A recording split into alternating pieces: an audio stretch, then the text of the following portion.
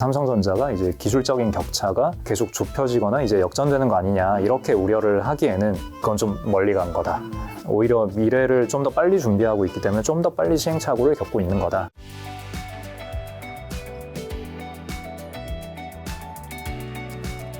자, 그 다음 인물. 자, 피터 린치입니다. 대표님이 가장 좋아하는 이제 투자자라고 이제 밝히셨던데, 좀 피터 린치의 어떤 점이 좋으신지랑 그레이엄 이제 버핏과 피터 린치 투자법은 또 어떤 차이가 있나요? 그레이엄이랑 버핏은 좀 좋아는 하지만 다가가기 어려운 그런 게 좀 있고, 피터 린치는 일단 첫 번째 책을 3권이나 썼어요. 그것도 개인 투자자를 위한 책. 현명한 투자자는 여전히 좀 어려운 감이 있고 좀 오래된 책이기도 하고 문체 자체가 좀 그렇죠. 만연체예요. 피터 린치 책은 좀 이해하기 쉽더라고요. 쉬워요. 네, 쉬워요. 재밌어요, 그리고. 네, 친절하게 잘 썼어요. 네. 버핏은 쓴 책이 없잖아요. 그러니까 일단 나한테 친절하게 해줬단 말이에요. 린치는 나한테 친절하게 뭘 해줬어. 다정한 남자. 네, 다정한 남자. 예. 친절한 이웃집 사촌. 예. 이웃집 아저씨. 예. 좋고 그리고 그 사람이 했던 투자법. 또 이 사람도 그냥 직장인 펀드 매니저였단 말이에요. 그죠. 네, 그래서 버핏이 한 것처럼 막 뭔가 회사를 통으로 인수를 하고 거기서 현금 뽑아내고 뭐 이렇게 못한단 말이에요. 그래서 사용한 기법도 우리가 쓸 수 있는 기법과 거의 다를 게 없어요. 그냥 피터 린치가 할 수 있는 거 우리도 다 할 수 있어요. 네, 그러니까 되게 친근감이 느껴지는 거죠. 그러니까 좋죠. 자, 그 피터 린치가 한 기법들 뭐 우리가 쓸 수 있는 거 몇 가지만 좀 얘기해 주세요. 사례들. 그래서 저는 오히려 좀 우리가 조심해야 된다고 생각하는 게, 피터는 지금 너무 쉽게 써서 기법들도 되게 쉽게 얘기한 것들이 있거든요.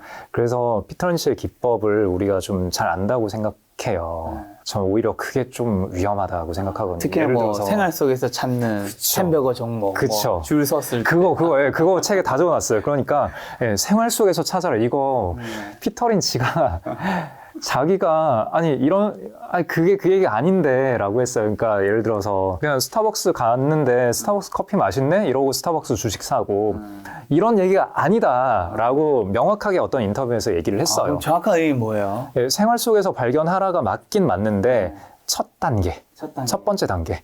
그러니까 기본적으로 내가 기업 분석을 할 줄 알고 가치 평가도 할 줄 알고 시장은 어떻게 굴러가는지 이런 것 좀 볼 줄 알고 뭐 포트폴리오 관리도 할 줄 알고 분산 투자, 리스크 매니지먼트 어떻게 해야 하는지 이런 전반적인 걸 알고, 근데 이걸 아는 거랑 그래서 뭐 사면 돼요? 이러잖아요.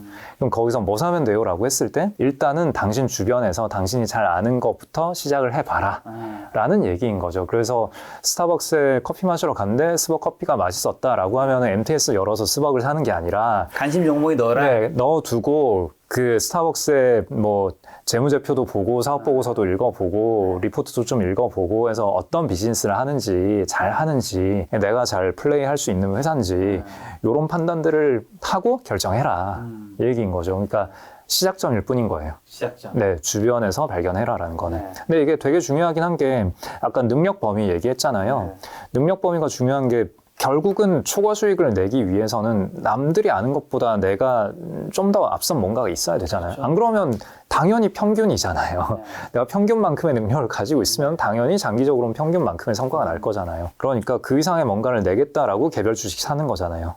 평균만큼의 뭔가를 원하면은 그냥 인덱스 사면 되는데 개별 주식을 본다라는 건 초과 수익을 내고 싶다라는 거고, 초과 수익을 내려면은 남보다 더 나은 뭔가를 내가 가지고 있어야 되죠.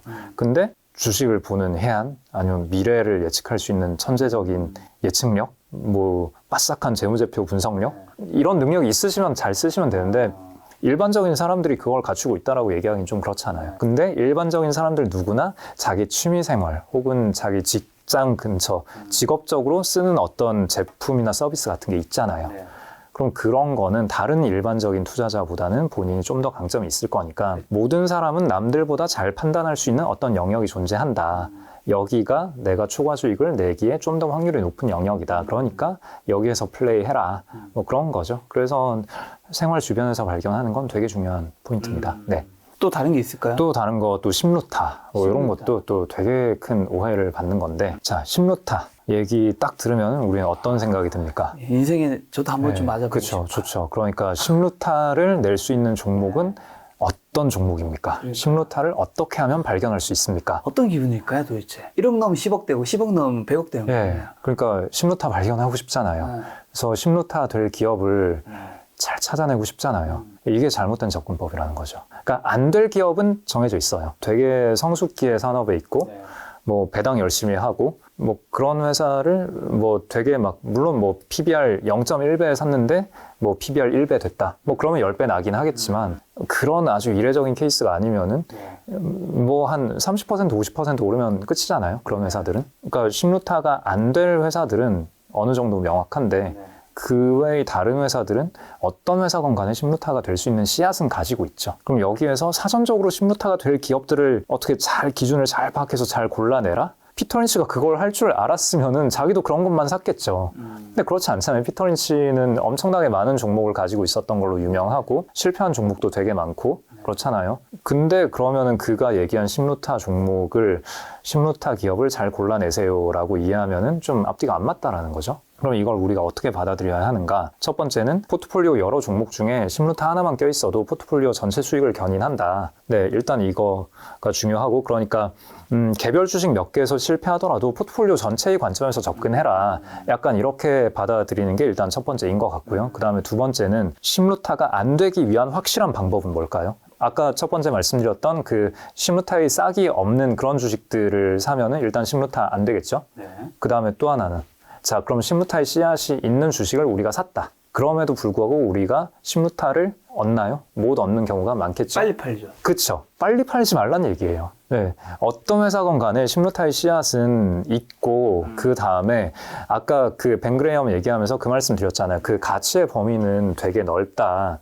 근데 그거를 또 미래의 성장까지 아주 미래의 성장까지 고려를 해서 봤을 때 가치의 범위는 계속 더 넓어지는 거죠. 근데 우리는 10배가 될 수 있는 주식을 운 좋게 샀다 하더라도 50% 벌면은 두근두근 하잖아요. 팔잖아요. 네. 그러니까 그런 함정을 조심을 해라. 라는 거. 근데 그렇다고 이걸 또 잘못 이해하면은 익절을 하지 말고 달리는 말에 올라타서 끝까지 함께 해라. 또 이렇게 이해하면 또 좀 곤란하고. 그래서 제가 말씀드리는 거는 그러니까 가능한 한 유연하게 기업의 가치에 대해서 평가를 하되 그때그때 계속 재평가를 하라는 거예요. 기업 주가가 뭐 30% 올랐다 혹은 30% 떨어졌다. 어쨌거나 그런 변수들이 계속 발생했을 때 내가 얼마 주가 올랐으니까 내가 얼마 벌었으니까 혹은 내가 얼마 손해봤으니까 이 기준으로 다들 생각을 하잖아요. 이거는 별로 중요하지 않고 현재 시점에서 현재 주어진 가격에서 향후에 얼마나 더 업사이드 포텐셜이 남아있는가 혹은 반대로 다운사이드 포텐셜은 얼마나 큰가 이거를 그때그때 계속 재평가를 했을 때 심루타의 씨앗이 있는 주식이라면은 주가가 한 30% 50% 올랐더라도 멀리까지 평가를 해봤을 때 업사이드가 풍부하게 더 남아있는 경우가 의외로 꽤 많이 있거든요. 그래서 좀 더 여유 있게 좀 더 넓은 레인지로 평가를 해가면서 판단하되 아무리 낙관적으로 보더라도 부정적으로 봤을 때의 그 손실의 폭이 더 크다면은 그때는 떨어내야 되는 거죠.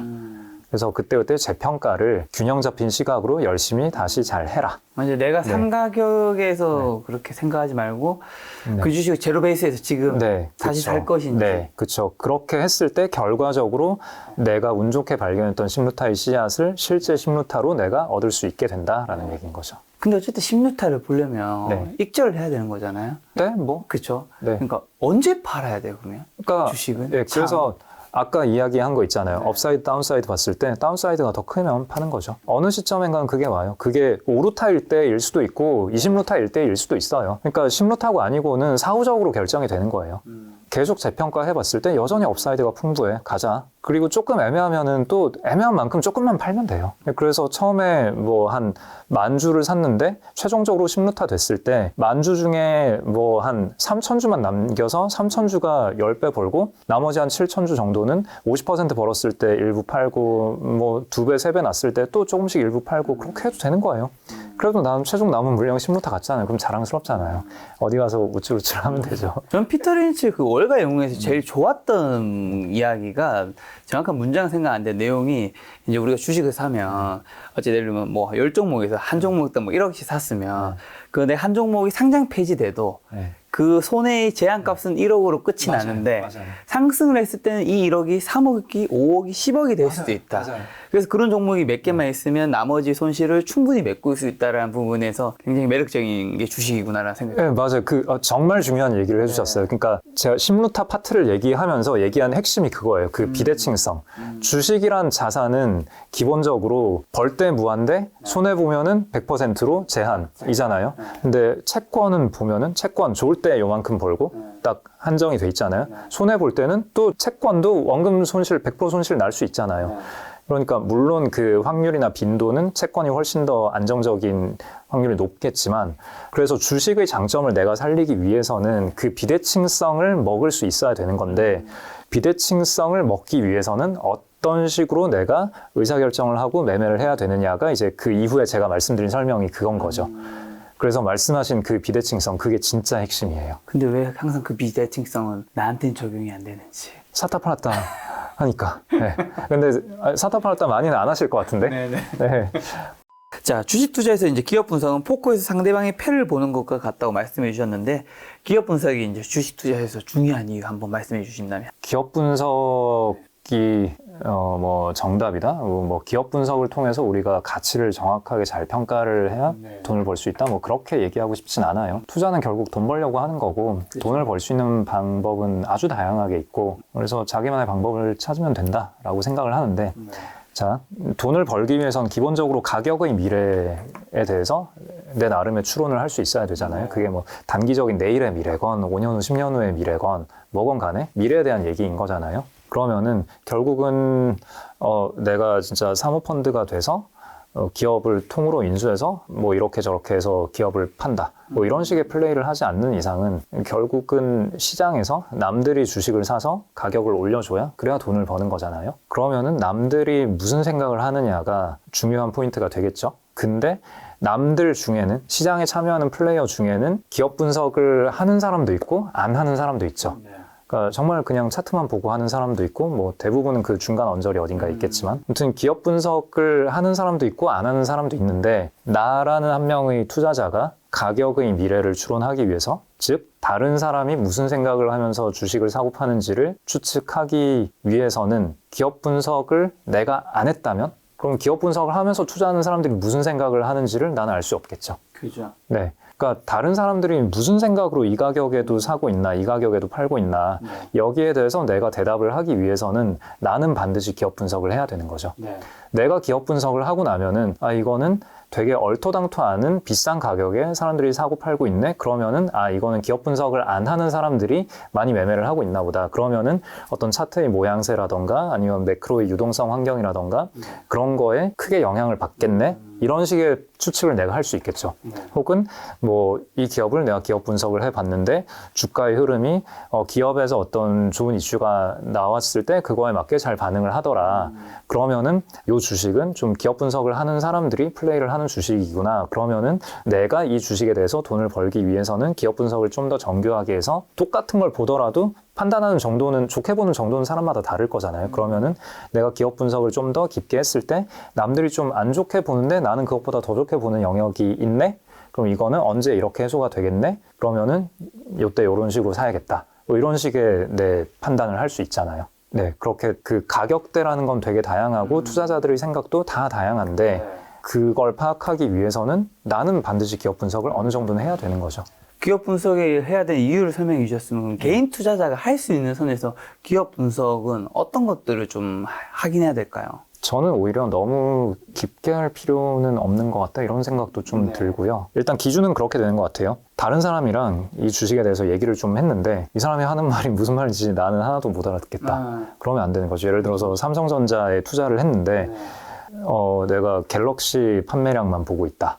이러면 안 되는 거잖아요. 그렇죠. 이제 뭐 반도체 미세공정 어쩌고저쩌고 얘기를 하는데 삼성전자가 반도체 회사였어? 이러고 있으면 안 되는 거잖아요. 그렇죠. 이건 명백히 내 분석이 부족한 거고 근데 뭐 삼성전자 반도체에서 뭐 평택에서 지금 어떤 공장에서 이번에 어디에 투자를 하려고 하는데 이게 동편, 서편 나눠져 있고 동편의 캐파가 이만큼인데 거기에 지금 이제 인프라 까는 중이고 뭐 한 6개월 후에 뭐 장비 선입고 될 거고 뭐 여기까지 파악을 하고 있다. 이걸 파악 못했다고 해서 정말 내가 잘못된 투자를 하고 있는 건가? 뭐 그거는 좀 생각해 볼 여지가 많은 것 같아요. 뭐 이런 식의 미세한 어떤 타이밍보다는 전반적인 뭐 경쟁사의 뭐 캐펙스 축소에 대한 태도, 만약에 이런 걸 놓친 채로 이 회사의 이런 것만 디테일하게 보고 있다? 이러면 또 문제가 있을 수 있잖아요. 그리고 뭐 그보다는 또 전방 산업, 뭐 서버단에서 설비 투자가 어떻게 되고 있느냐, 그다음에 핸드폰의 판매량이 어떻게 되고 있느냐, 뭐 자동차에서 반도체 채택률이 어떻게 되고 있느냐, 뭐 이런 거를 놓친 채로 이것만 파고 있을 수도 있는데 그것보다는 좀 더 넓게 보는 게 중요하지 않을까,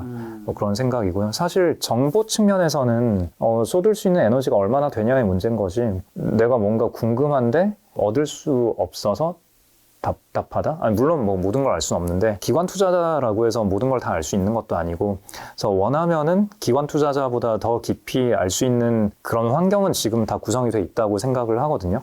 개인 투자자분들도 요즘에 기업 탐방 많이 가시고 하니까 뭐 스터디 같은 것도 많이 하고, 네, 그래서 저는 기준은 그냥 그거라고 생각합니다. 예, 이 회사에 대해서 다른 사람과 이야기를 나눌 때 좀 막히는 부분이 있다. 그러면은 요거 조금 더 공부를 해보고, 그래서 대화를 많이 하는 게 중요하다라고 생각합니다. 삼성전자 말씀해 주셔서 자연스레 네. 국민주, 네. 삼성전자 향후 좀 미래 좀 여쭤보고자 네, 합니다. 그러게요. 저도 참 궁금한데. 1등 주식이니까요. 네. 대표님 어떤 말씀하시는 시장이 혼란해 주지 않습니다. 네, 저도 뭐 충분히, 예, 제가 뭐 그 정도로 훌륭한 사람이 아닐 거라고 믿는데, 뭐 어쨌거나, 네, 일단 컴플라이언스 때문에 어쨌거나 얘기는 못하고, 뭐 어차피 저도 모르고, 반도체 업황 안 좋은 거 다들 아실 테고, 기업의 미래 전망에 대한 얘기는 전혀 아닙니다. 저 믿지 마시고요. 제가 얘기한 거 다 틀릴 거예요. 어차피 뭐 관심 없으실 테지만. 제가 얘기할 수 있는 거 한 가지만 생각을 해보자면은, 일단 삼성전자가 선단 공정에서 마이크론에 비해서 좀 뒤처져 있는 거 아닌가, 이런 우려가 좀 있는데, 이거는 EUV 장비를 좀 빨리 도입을 해서 메모리 쪽에서는 원래 TSMC가 가장 많이 도입했고 삼성전자가 그 다음인데, 마이크론 하이닉스 대비해서 EUV를 좀 더 빨리 도입을 해서 시행착오를 겪고 있는 중이라서, 그래서 지금 수율도 안 나오고 선단 공정 미세화도 조금은 뒤처지고 있고 뭐 그런 상황인데, 이게 삼성전자가 이제 기술적인 격차가 계속 좁혀지거나 이제 역전되는 거 아니냐, 이렇게 우려를 하기에는 그건 좀 멀리 간 거다. 오히려 미래를 좀 더 빨리 준비하고 있기 때문에 좀 더 빨리 시행착오를 겪고 있는 거다. 이렇게 이해를 해주시면 좋을 것 같고요. 뭐 스마트폰 판매량, 메모리 반도체의 전방 산업이 PC, 스마트폰, 서버, 뭐 이렇게 세 가지잖아요. 거기에 이제 반도체도 좀 커지고 있지만 아직은 비중이 작고, 여기에서 이제 스마트폰 안 좋아지고, 스마트폰 안 좋고, PC는 좋다가 안 좋고, 서버가 또 되게 좋다가 되게 안 좋고, 뭐 이러니까 현재 안 좋은 건데, 향후의 스윙 팩터는 어차피 PC가 좋아지기는 어려울 것 같고, 스마트폰도 뭐 딱히 기대할 거 없는 것 같고, 그래서 이쪽에 너무 에너지를 쏟는 것보다, PC랑 스마트폰에 너무 에너지를 쏟는 것보다는 이제는 서버 쪽이 스윙 팩터가 될 거니까 이쪽에 좀 더 집중을 하는 게 낫지 않을까. 뭐 일단 그 정도. 그리고 IRA 관련해서 일단 중국 쪽에 이제 더 이상 반도체 장비 팔지 마라 이렇게 돼 있으니까 거기에서 좀 어떻게 대응을 잘 해나가는가. 근데 삼성은 또 미국에 투자를 하겠다라고 결정을 했으니까 미국과의 관계는 좋아질 수 있는데, 미국은 인건비가 되게 비싸잖아요. 그럼 거기에서 물론 이제 파운드리 쪽으로 들어가겠다라고 해서 좀 고부가가치 제품들을 팔 것 같긴 한데, 거기에서 원가 구조가 어떻게 될 건가, 뭐 이런 것도 향후에 좀 중요한 체크 포인트가 될 것 같고, 뭐 전반적인 수요 공급 업황이야 뭐 다들 보고 계실 거니까 거기에 추가로 본다면은 요 정도? 근데 많이 보시는 분들은 이것도 다 알고 계실 거예요. 네, 제가 아는 건 그 정도입니다. 그래서 전자 잘 모르겠어요. 네. 자, 이제 가시기 전에 좀 가벼운 말랑말랑한 질문 하나만 좀 드려볼까 해요. 이제 아무래도 또 이제 대표님은 부자분들, 자산가분들 만날 확률이 일반 사람보다 훨씬 높잖아요. 부자가 되는 기회를 잡는 분들의 특징, 그리고 지금 시대에서 부자가 되는 좀 현실적인 방법은 뭐라고 생각하세요, 대표님은? 부자가 되는 방법이요? 네. 일단 부자의 정의가 뭡니까? 뭐 부자라는 거는 뭐 다양하게 정의할 수 있지만 어쨌든 그냥 돈이 많은 사람이라고 보고 해야 되겠죠. 그리고 남들보다 돈이 많은.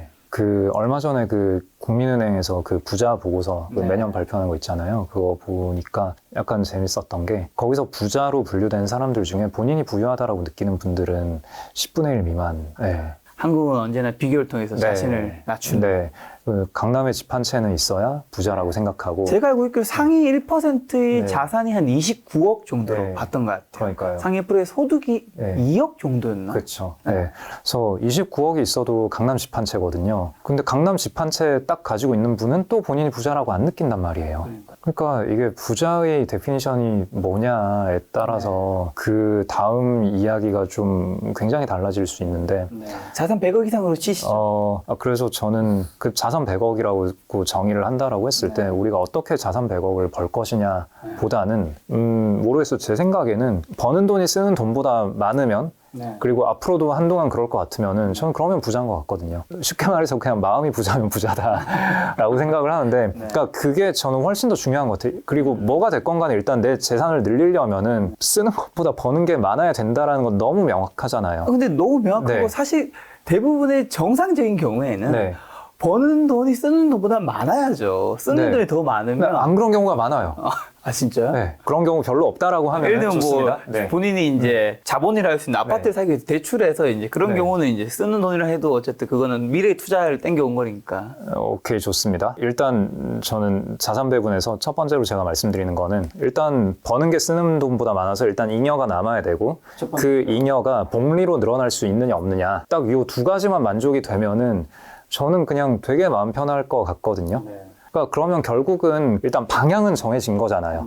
방향이 정해져 있으면 그 다음은 기간의 문제거든요. 그렇죠. 속도를 늘리고 줄이는 거는 되게 어려운 일이에요. 근데 방향을 위냐 아래냐로 잡는 거는 우리가 모두가 다 할 수 있는 일이거든요. 할 수 있어요. 자, 아까 말씀하셨다시피 쓰는 것보다 버는 게 많다. 이거는 누구나 할 수 있는 거다라고 이미 말씀을 해주셨고, 그러면 이제 남은 거는 그래서 남긴 돈에서 이게 복리로 늘어날 수 있는 체계를 갖추는 건데, 자, 복리로 늘어날 수 있는 자산 뭐가 있었죠?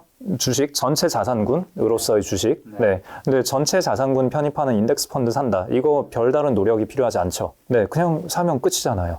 네. 안 파는 게 중요하지. 혹은 뭐 부동산도 웬만하면 복리로 늘어나잖아요. 그렇죠. 네. 하면 돼요. 네. 실거주 집 한 채, 그러니까 살 수 있으면 사면 되잖아요. 그러면 사실 끝난 거예요. 여기서 중요한 거는, 제가 요즘에 좀 많이 인용을 하는 게, 왜 사람들은 그런 연 6%, 10% 이거에 만족을 못하냐. 이런 그 인터넷 어떤 짤이 있는데. 뭐였어요? 어떤 분이 막 이렇게 얘기를 해요. 그 주식은 농사 짓는 거에 비유를 해봐라. 그러면은 내가 오늘 씨를 뿌렸는데 내일 벼가 올라올 수 있냐. 네, 좀 진득하게 기다려야 뭐라도 되건 안 되건 내가 좋은 씨를 뿌렸건 안 뿌렸건 일단 기다린 이후에야 그 결과가 내가 잘했는지 못했는지가 나온다. 근데 당장 내일은 뭔가 안 나오는 게 당연하다. 이렇게 누군가 얘기를 했는데 거기 댓글에 옆집 벼는 하루 만에 올라오던데요. 이게 문제인 거예요. 그러니까 옆집에 그냥 언제나 상한가 가는 주식은 있고, 그러니까 내가 열심히 노력을 하다 보면은 이런 거를 잡을 수 있지 않을까? 이 충동이 들잖아요. 뭐 자연스러운 건데 그게 대부분 의미 없는 결과로 나온다. 이걸 좀 이해를 하고 그 충동을 참아내고 진득하게 있는 그런 게 그러니까 뭔가를 하는 것보다 뭔가를 안 하는 게 훨씬 더 중요하다라고 생각하고, 그러면은 자, 속도는 모르겠고 방향은 이쪽 방향, 내 재산이 복리로 늘어나는 방향으로 잡혔다. 그리고 당장에 먹고 사는 거에 문제 없다. 그러면은 이 재테크 어떻게 하냐 이거 고민보다는 그냥 본인의 본업. 네, 본업 그리고 좀 더 좋아하는 사람과 좋아하는 시간 이쪽에 시간을 에너지를 투입하는 게 훨씬 더 중요하고, 부자라고 불리는 사람들도 그거 못하는 사람이 되게 많거든요. 그럼 누가 더 행복하냐라고 했을 때 이렇게 할 수 있는 사람이 훨씬 더 행복하잖아요. 그리고 지금 당장 할 수 있는 거고. 그러면 행복하세요? 네, 저는 행복합니다. 네. 그 대표님 말씀 들어보면 전반적으로 대표님이 가진 생각 중 한 가지는 개인 투자자분의 대부분은 정말 본인 주식 실력이 뛰어나지 않은 분이라면 한국이든 미국이든 지수를 사는 게 낫다고 생각하시는 것 같네요. 네. 굳이 애매한 노력을 해서 개별 종목을 찾아서 수익을 내려고 하는 거는 오히려 지수를 사는 그 평균 수익만큼도 못할 확률이 굉장히 높다. 네. 거기에 더해서 엄청 많이 노력을 하더라도 깨질 수 있잖아요. 그러니까 노력을 많이 하는 것 자체가 일단 기본적으로 지고 시작하는 게임인 거예요. 내가 되게 잘 돼야만 그 노력에 대한 보상이 있는 거잖아요. 네, 그러니까 에너지 투입량이 되게 중요한 변수예요. 그러니까 개별 주식을 사더라도 에너지 투입을 적게 하더라도 초과 수익을 낼 수 있는 방법도 있거든요. 그게 이 책인 거고. 이 책에 있다. 네, 그러니까 이 책에서 에너지 투입량에 대해서 좀 비중 있게 다루거든요. 네. 근데 지수 얘기해 주셨으니까 그럼 네. 지수는 편하게 얘기할 수 있으니까 지수 중에서 진짜 개인 투자하면 꾸준히 모아가도 되는 거는 뭐가 있을까요? 일단은 VT 전 세계. VT 전 세계. 네, 근데 만약에 아까 저희 이야기 나눈 대로 미국의 자본 효율성이 미래에도 계속 전 세계에서 상위권일 거다라고 믿는다면은 그냥 VTI나 SPY SPY랑 QQQ 중에서는 뭐 비슷하다고 생각합니다. QQQ가 조금 더 공격적이겠죠? 네네. 네, 그럼 저는 뭐 큰 차이 없다고 생각합니다. 근데 그거 하시면 안 돼요. 그 TQQQ 이런 거, 레버리지 쓰는 거.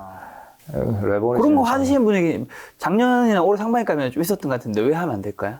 논리적으로 왔다 갔다 하면 이게 손해. 그러니까 베이스 기초 자산이 올라갔다 내려오고 혹은 내려갔다 올라오고 그래서 100에서 110 됐다가 100 원점으로 돌아오면은 그냥 플레인한 거는 그냥 플레인이잖아요. 근데 레버리지를 쓴 거는 손실이 되는. 그러니까 경로 의존성이라고 하는데 그 뭐 아주 길게도 아니고 6개월, 1년 정도 봤을 때 주가가 올랐더라도 어떤 경로로 올랐느냐에 따라서 레버리지는 이익이 될 수도 있고 손해가 될 수도 있거든요. 결과적으로 올랐다고 해서 무조건 레버리지가 더 이익이다 이건 아니에요. 매일매일의 일별 변동이 어떻게 되느냐가 정말 중요하거든요. 그래서 야금야금 조금씩 한 방향으로 추세적으로 쭉 올랐다 그러면은 레버리지 ETF는 엄청 돈을 많이 벌었을 거고요. 근데 왔다 갔다 하면서 올랐다 그러면은 레버리지 ETF는 오히려 이것보다 플레인보다 못할 수도 있어요. 그래서 레버리지 ETF를 산다라는 거는 그 인덱스 지수의 단기 변동성에 대한 베팅이라고 보시면 돼요. 그래서 단기 예측에 내가 능하다라고 하면은 뭐 레버리지를 하셔도 되고 근데 그건 이제 뭐 각자 역량이 다 다르실 거니까 일반적인 역량을 가정했을 때는 플레인을 말씀드려야죠. 자, 마지막은 거인의 어깨. 요 책을 읽는 분들에게 오늘 이제 인터뷰에서 하지 못한 이야기가 있다면 어떤 게 있을까요? 하지 못한 이야기요? 일단 읽고 계신 분들은 사주신 거니까 감사합니다. 네, 감사하고 재미있으셨으면 좋겠고 혹시라도 재미없으면 여러분 그 책 읽다가 어려우시면 요 책 머니 트렌드 요 책 읽으셔도 됩니다. 훨씬 쉽습니다. 제가 굉장히 혼을 담아서 열심히 쓴 책이니까 재밌게 읽어주셨으면 좋겠습니다. 네, 감사합니다. 알겠습니다. 다음 시간에 이제 거인의 어깨 이제 대표님 훨씬 심층적인 시간으로 좀 돌아오도록 하겠습니다. 오늘 만난 손님은 홍진채 대표님이었습니다. 지금까지 여러분 소중한 시간 함께 해주셔서 정말 감사합니다. 오늘도 김 작가였습니다. 고생 많으셨습니다. 오늘도 홍진채 감사합니다.